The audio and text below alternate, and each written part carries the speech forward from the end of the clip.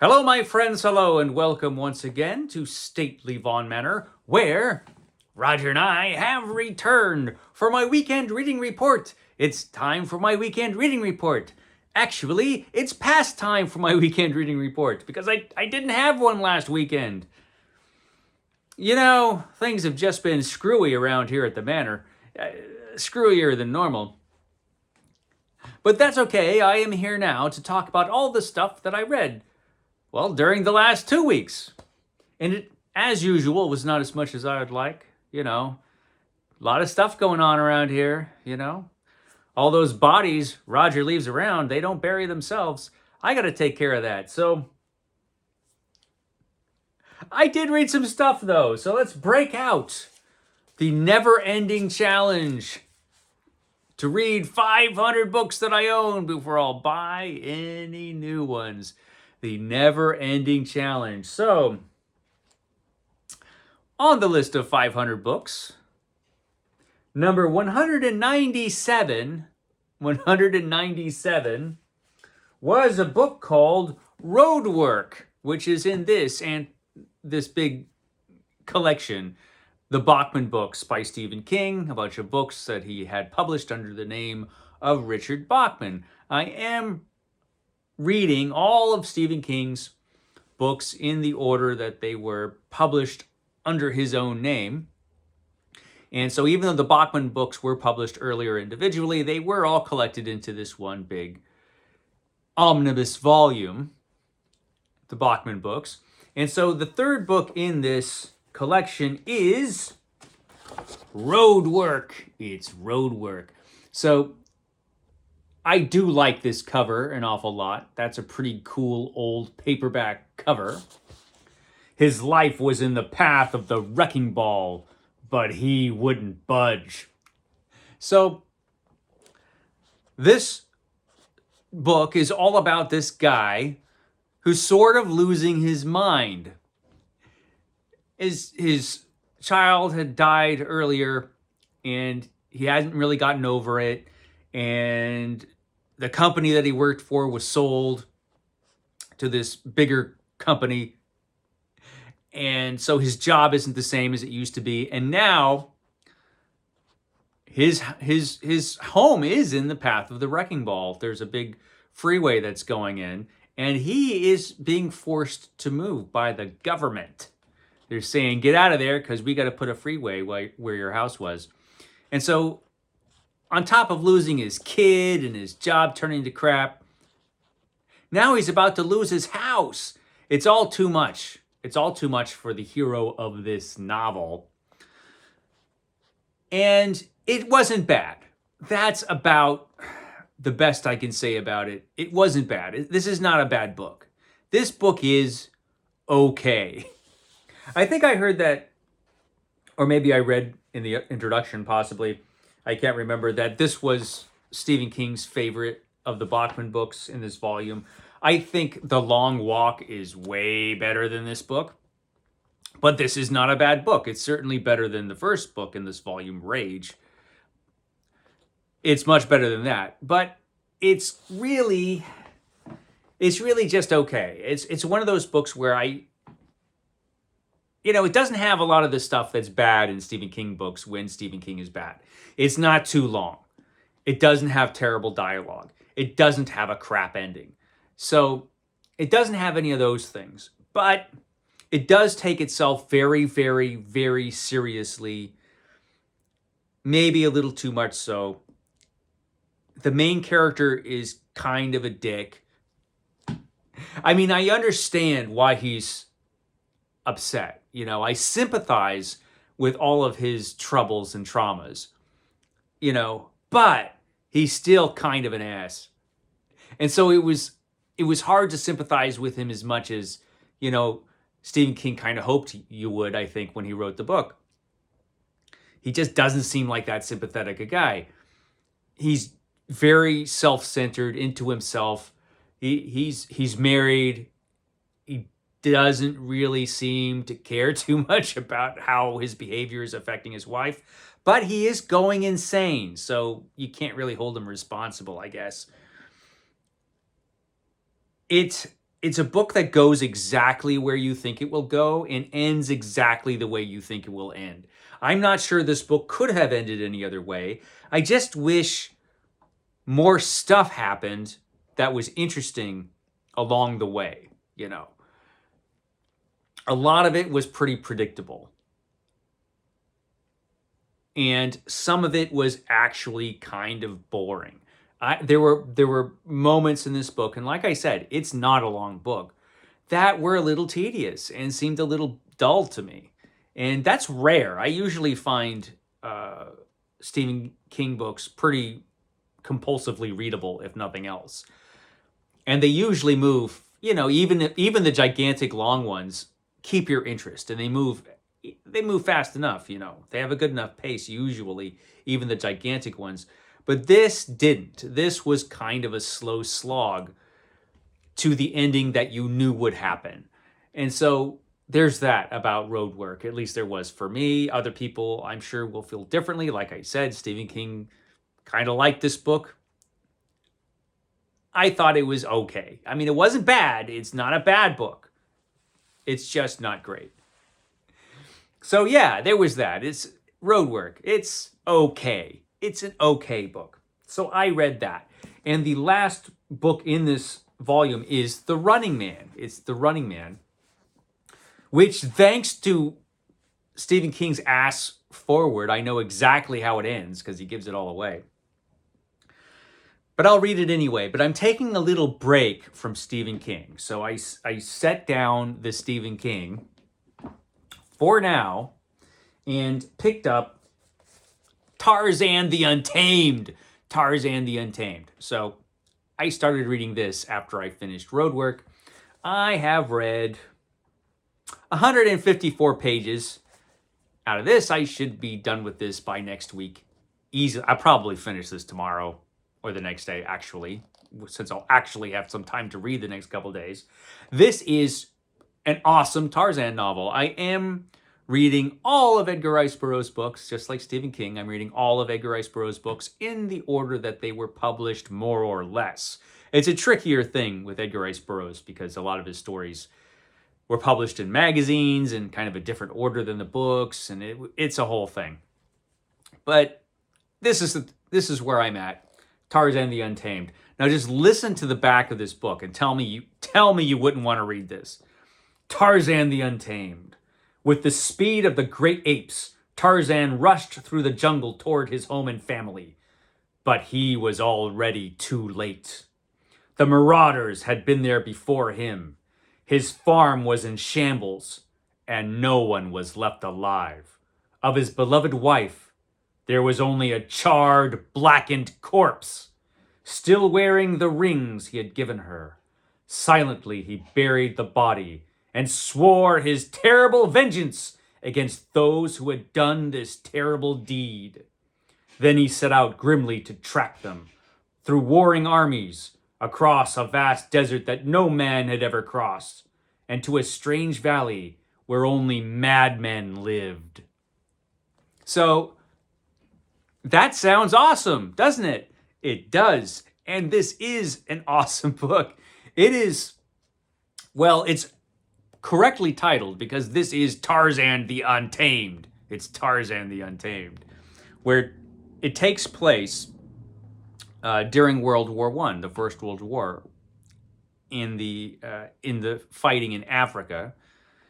And so the Germans are the bad guys. I mean, Edgar Rice Burroughs is really, really hard on the Germans in this book. And, it was wartime.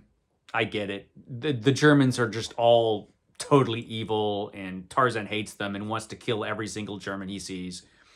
I mean, after what he had just seen at his homestead, it's understandable, I guess. But damn, Edgar Rice Burroughs didn't like the Germans at this particular point in time.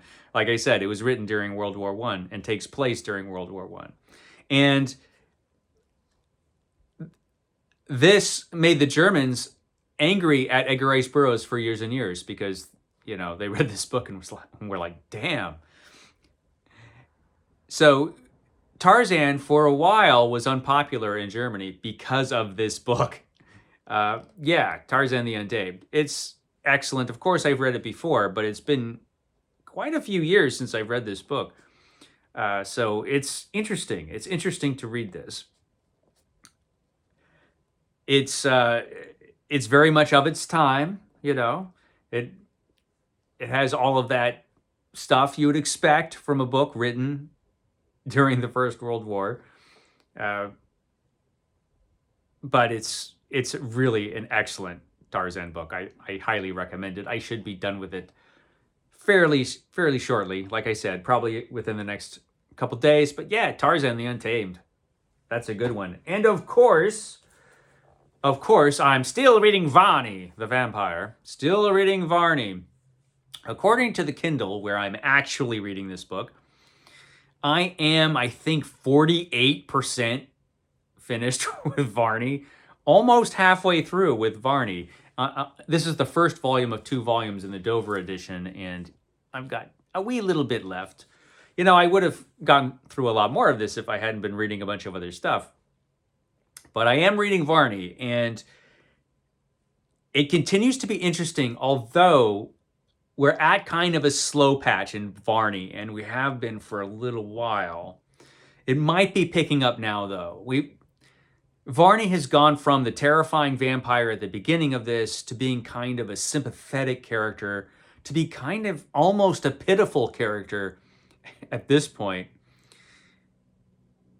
His origins seem to be confused. I mean, I'm not sure whoever wrote Varney really had a clear idea ever about if he was a vampire, at least at this point in the book, or, you know, what his origin story really was. They gave an origin story for him, but it just sounds like one that's going to be retconned maybe in the next chapter, you know.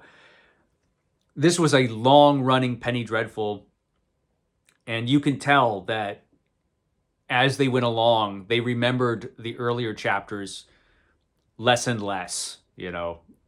There's a fair number of inconsistencies throughout this story. And I suspect more of that in the future. But there's some interesting things happening.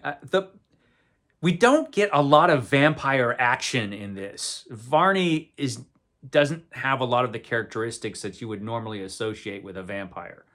At least at this point in the story, he doesn't.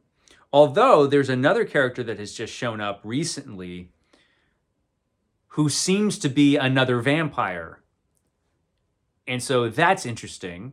And he knows Varney, and he's looking for Varney. So he has some connection with Varney. Possibly he is the vampire who turned Varney into a vampire. Although, who knows? Who knows? The most frightening thing in this book are the villagers who are constantly going after Varney and looking for Varney with, you know, basically they're the villagers from those old Universal horror movies that are running around with torches, and they're basically a big mob. And they will very often get together in a big mob and search for Varney and try to kill him. This happened several times. They ended up killing a totally innocent guy who wasn't a vampire at all, just because they're a crazed mob. One thing I have to say, whoever wrote this book, whether it was James Malcolm Reimer or somebody else, they weren't fond of mobs, which is understandable. And some things never change. So, yeah, interesting. Still have a little bit more than 50% to go. So it's going to be a while before I finish Varney, but we'll see. We'll see how it goes.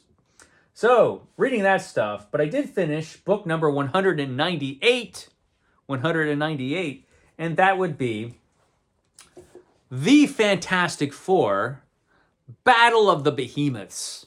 Battle of the Behemoths. So this is the Fantastic Four Epic Collection, Volume 7, which has stories from 1970 to 1972. I am reading every single issue of the Fantastic Four from the first run of the Fantastic Four, which went from 1961 to 1996. And I'm in the 70s, and I just finished this. I finished this a couple days ago. This was pretty excellent. So these are the last stories that were written by Stan Lee. And these stories are mostly illustrated by Jean Buscema. So the artwork is fantastic. The stories are very entertaining. We have the return of Galactus. Galactus returns again. You know, every once in a while, Galactus will show back up on Earth and cause a bunch of trouble. And the Silver Surfer will have to show up. And, you know, it's a big thing whenever Galactus shows up. An interesting thing, though, is that Stan Lee seems to have forgotten the last time Galactus showed up. The last time Galactus showed up, he was demanding that the Silver Surfer come back. I'm here for the Silver Surfer. Give him up. You know, because he needs to find me a planet to eat, basically. But that was all resolved, and Galactus left. Okay, Silver Surfer, you can stay here. So Galactus shows up. What's he here for? The Silver Surfer. I'm here for the Silver Surfer. He has to be my herald once again. And you're like, wait a minute. Didn't you read the last story that you wrote, Stan Lee? Because this was all resolved. Now he's back for the Silver Surfer again? Why? He doesn't even give a reason, you know. But he's back for the Silver Surfer, and he needs the Silver Surfer. And so Reed Richards actually ends up getting rid of Galactus because Reed Richards, while Galactus is on the Earth, beating up the Fantastic Four and the Silver Surfer, Mr. Fantastic goes in his rocket up to Galactus' spaceship. And he reprograms the spaceship so that when Galactus comes back up into his spaceship, it goes to the negative zone, right? Isn't that how this story ended? I'm pretty sure. Let me just see to make sure that I'm right. Yes. When I was aboard Galactus' ship, I changed his controls. I adjusted them to take him to the negative zone, which is not in this universe. The negative zone, where there are enough worlds to sustain him for countless ages, so he will never return. Of course he'll return. He'll return. But how did he adjust the controls to get Galactus to the negative zone? How did he do that? I mean, the only way to get to the negative zone is through a doorway, which Reed Richards constructed, which is highly protected in the Baxter Building. But here he just adjusted Galactus' controls to go into the negative zone. So are there lots of ways to get into the negative zone? I don't know. You kind of feel like Stan Lee just kind of made this up out on the spot. We'll send him to the negative zone. How? I don't know. So there was that. But now Stan Lee is gone. So those kind of shenanigans will not happen anymore, I guess. And now, put that aside. Now I am reading this. This is Volume 8, which has stories from 1972 to 1974. And Roy Thomas is writing the stories. Rascally Roy Thomas, who, you know, wrote everything at one point or another, is writing the Fantastic Four. And he's doing a pretty good job, I have to say. So, yeah, continuing with the Fantastic Four. But I've also been reading this. This is Batman Year 1 and 2. This is the first of the DC Finest volumes. So I decided, you know, I had the DC Impossible project that I was doing, but I kind of shelved that to do a possible DC project, which is basically I'm just going to be reading every DC Finest as they come out, or something equivalent. So I'm reading this. These are the Batman stories from when I first started reading Batman in 1986, which was right after Crisis, the same time I started reading Superman. And a lot of really excellent stories in here, although Batman Year 1 is so much better than everything else that happened around this time. That is just an exceptional Batman story, Batman Year 1. And as I've said before, I really can't think of any Batman story that's better than that one. That could be the best Batman story that I could think of.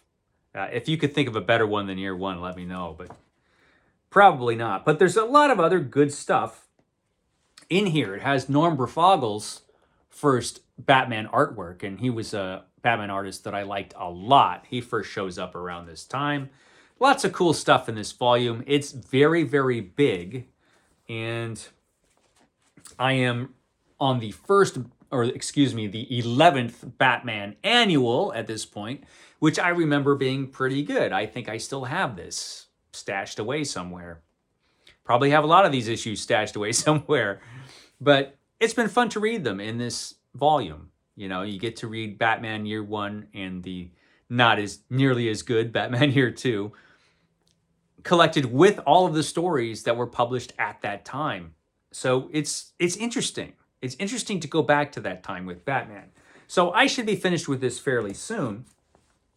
The next DC Finest book is this one. This is Superman, the first superhero, which has some of the earliest Superman stories. This says Action Comics 1 through 25 and Superman 1 to 5. Now, I'm not going to read this because I literally just read these last year, maybe. Maybe it was a little longer ago than that, but it was fairly recent that I read these because I read the first two Superman the Golden Age omnibuses, and these stories were in the first Superman omnibus. So I read these fairly recently. So instead of that, I'm going to be reading this Superman the Golden Age Omnibus Volume 3, which has a bunch of Superman stories that I've never read at all. There's a bunch of really cool Superman stuff in here, and I've never read any of it, I don't think. So I'm going to read this, Superman the Golden Age Omnibus Volume 3. And after I'm done with that, another DC Finest came. This is Wonder Woman Origins and Omens. These are exempt from the 500 book challenge, by the way, because they're just like epic collections. It's the rules, Roger. It's the rules. Anyway, so this has a lot of stories that were written by Gail Simone and Gail Simone's run on Wonder Woman, which was a very popular run, and I didn't read it, so now I have a chance to read it. These are stories from 2007 to 2009. That's when these stories were originally published. So yeah, after that Superman omnibus, I'm going to read this. And, you know, these DC Finest volumes, it looks like there's like 1 or 2 of them or 3 of them going to be coming out every month.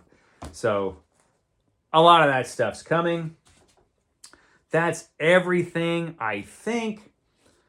As far as what I'm going to be reading after Tarzan, probably we're going to be going with Roger's cheap old book club pick for this month, which is The Scarlet Pimpernel by Baroness Orczy. That's not how you pronounce her name, but it looks like Orczy. It's probably Orczy or Orce or something like that. That's probably how you really pronounce it. But it is The Scarlet Pimpernel, which I have in this old Bantam Classics edition. Actually, I don't know how old this is. I think this might not be that old. I don't know. But I'm reading it in this book. And yeah, I don't think I've read The Scarlet Pimpernel before. I probably would remember if I had read it, but I've heard good things. So this is probably the next thing I'm going to be reading. And of course, I'm still going to be reading Varney for like ever. So still going to be reading that. And there you go. I guess that's everything. I can shut up now. I will catch you next time.